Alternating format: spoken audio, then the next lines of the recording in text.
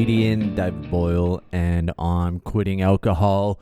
So it's all systems go now. We're trying to squeeze in absolutely fucking everything into the next 4 fucking days.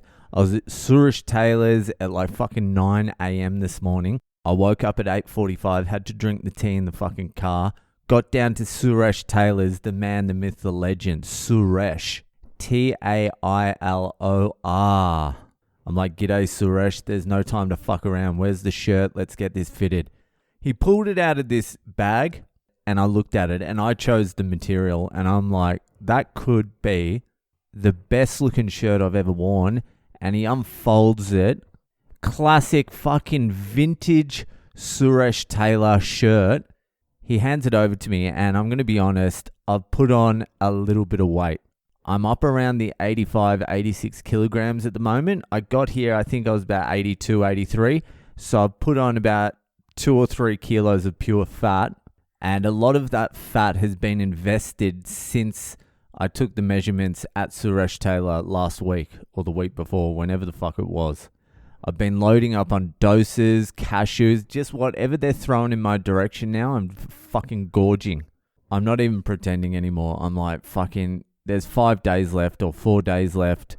Just go for it. Not that much damage can be done in 4 days. Not that much more damage, really. The next 4 days isn't really that much of a problem. It's the previous 3 weeks that have been a problem. So anyway, I'm at Suresh Taylor's and I slide into this shirt and I fucking swear to God, I can't even remember the shirt going on. My eyes were rolling in the back of my head. I was in a different place. I just remember having the shirt in my hands, then something mystical happened, and then I came back to consciousness and my shirt was on, it was buttoned up, and I look in the mirror and I'm like, fucking Jesus Christ. I'm a flat out fucking 10 in this shirt. My hips aren't seen. You can't see the little fucking paunch I've got going. I'm like, get your camera out.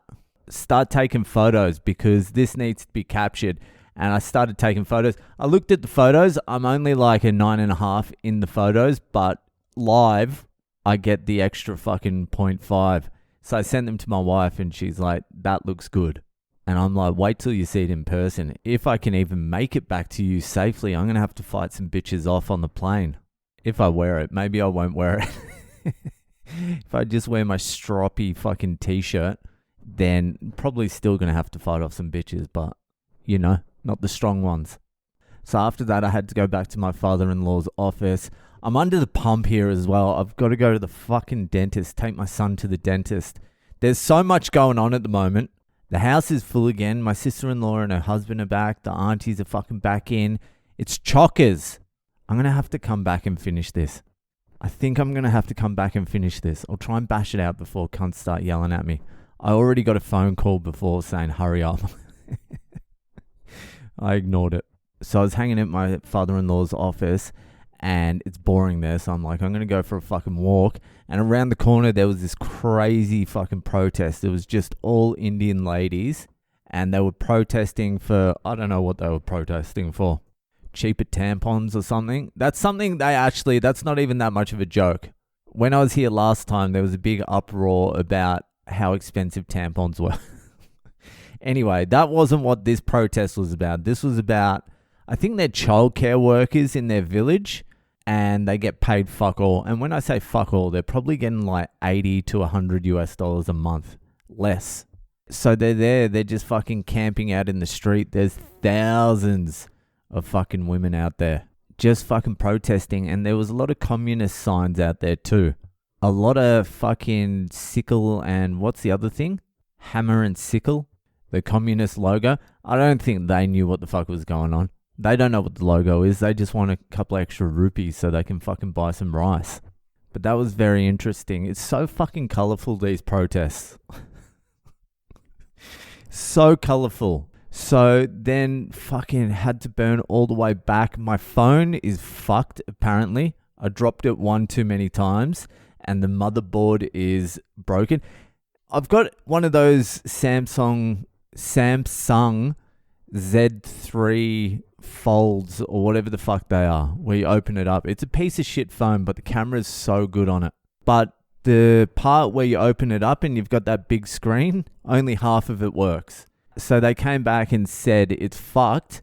We can fix it though for 55,000 rupees, which is 1,100 Australian dollars. I'm like, no thank you.